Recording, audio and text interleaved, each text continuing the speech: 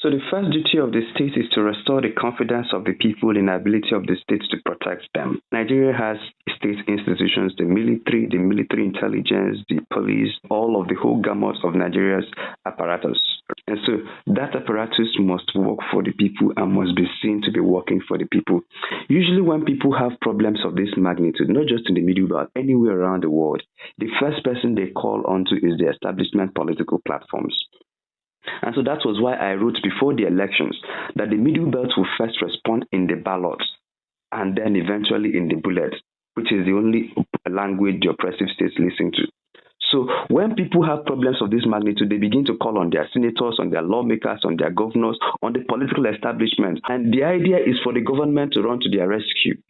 And when consistently, especially over an extended period of time, the government fails to run to the rescue of the people, people begin to see government as part of the problem.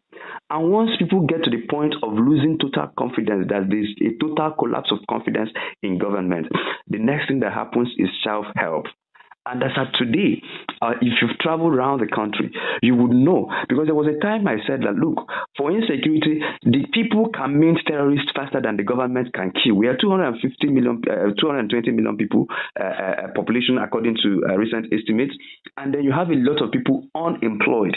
Not just you have a lot of people unemployed, hungry and angry.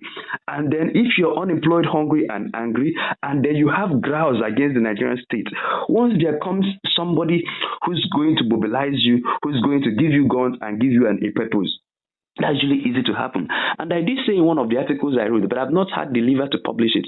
I said that I've been to the mango tree, under the mango tree, where Nigeria turns its citizens into terrorists. Because I visit people, and there was this particular mango tree that was striking to me. You had about 10 or 11 able-bodied men. They are just playing what? And if you see the way they were playing what, you will know that the word they were playing is a constellation of an hurt. If you talk to them, some of them lost their wives and all their kids in attacks. They have no access to their farmland, nothing doing. People have kept them in IDP camps for 7 years, promising them rehabilitation. Nothing has happened, and they've been there for more than 7 years, waiting for the government to intervene. And so in that atmosphere of injustice, this person feels so powerless. And all you need is for someone to give them a political motivation and tools to take up to arms. So you have a fodder of people. In fact, they are terrorists in the waiting, only waiting to be activated. And you have a lot of them in Nigeria, not just in the Middle Belt. What I'm telling you now, I don't think the people of the Middle Belt will wait more than one electoral cycle. One electoral cycle, and you will see what I'm telling you. That as of today, what you keep hearing from the Middle Belt is farmer header crisis. Right? Keep listening. Very soon, if Nigerians don't intervene, what you keep hearing now is that those ethnic groups will band themselves together and break the hands of the Nigerian state and will attempt to break the hands of their oppressors. In the East, you still have things like unknown gunmen or ESN, who originally started off thinking, oh, we are going to fight the oppressive Nigerian state, we're going to fight for the people. But usually, even if they set out to fight the Nigerian state or fight for their people, it doesn't last for more than 3 months. It derails. It has happened in the Northeast. It has happened in the South-South. It has happened in the Southeast. In fact, it has happened in Colombia. Anywhere you study conflicts of this nature, when people start out to fight against the states, usually the first 6 months, 3 months after that, they derail. And then the issue with Middle Belt, why it's going to be worse than all the other places you've seen, is that already in the Middle Belt, there are manifestations by God's design, many ethnic groups, different ethnic groups.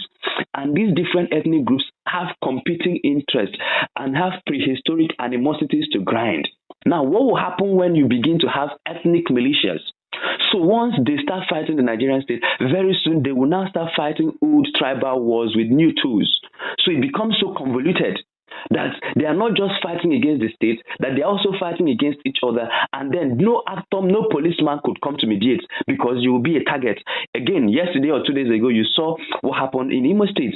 And we're now beginning to paint pictures that things like that could spring up and get worse if we allow it to start in the Middle Belt. So yes, Nigerian state should start by saying there is a land use act.